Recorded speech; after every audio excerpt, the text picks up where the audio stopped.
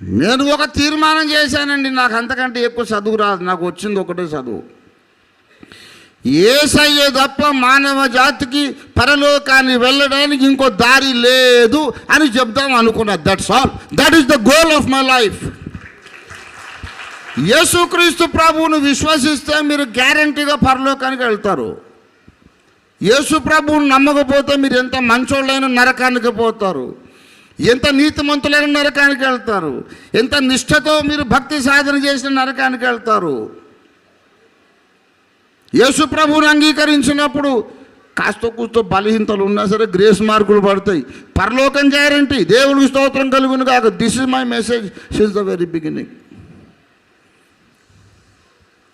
అట్లనా? నీతికి ఏం విలువ లేదా?